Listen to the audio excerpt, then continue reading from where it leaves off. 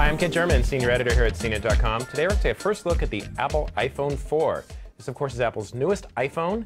It has a lot of new features, has a redesign. First, we're going to take it out of the box, though.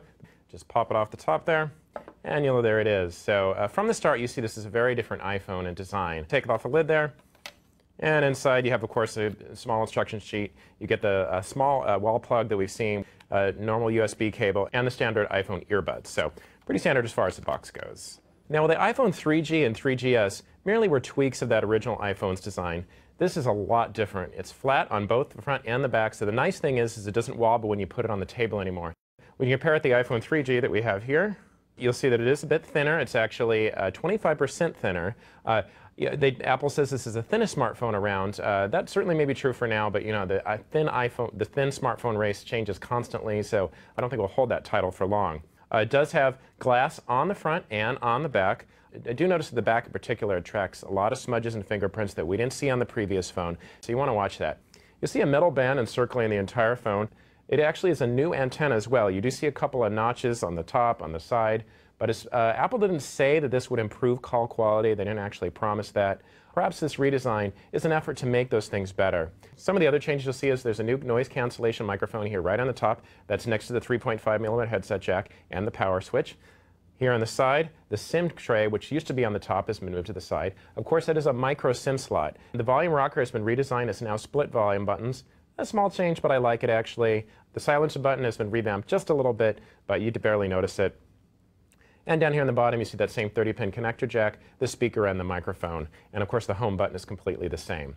The phone is 4.8 ounces, so it actually is the same weight as the original iPhone. The iPhone 3G and iPhone 3GS were just a little bit lighter.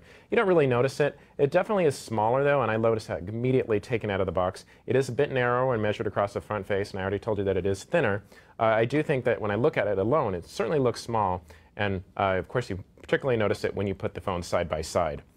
A couple other changes in design. You see that there's a camera right here that is a VGA camera. You can use that for self-portraits or for the FaceTime video calling feature. It is 5 megapixel. It also records HD video. The iPhone 4 isn't the first handset to offer this feature, but it certainly works well. We recorded some quick videos and they looked really great. There's still no white balance or brightness or color tones or anything like that, but I'm kind of used to seeing that from Apple. They've never really taken the camera and added a lot of customization with it, but I think with these updates, it certainly makes the camera pretty good. Along with the new camera, you will know a couple of tweaks to the interface. There is a control for the flash. You also see a small control for switching between the front and rear cameras. So everything's really accessible up front, so it's pretty cool. The FaceTime feature is Apple's new video calling feature. It isn't new. Apple certainly makes it look really nice. From what I've seen in demos, we have seen it look pretty good. I can't show you it here right now because we actually don't have two iPhone 4s at the moment. Getting one very soon though, so we'll add an extra video of how-to of what the FaceTime looks like. Also, we need to talk about that display, of course. This is Apple's Retina display, and the reason they call that is they say that its resolution is beyond what's perceivable by the human eye. There's been some debate about whether that's really true, but I can say that the display is absolutely stunning. You can't see any pixels at all. Colors are fantastic. Text looks great.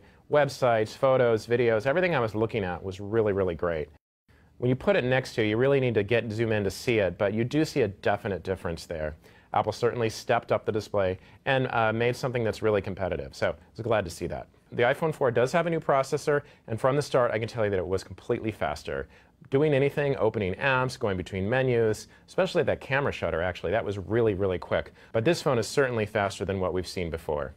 As I said, the iPhone 4 does have a bigger battery. Of course, we haven't done a full battery drain yet, but just in the brief testing I've done, it seems like it's doing it well.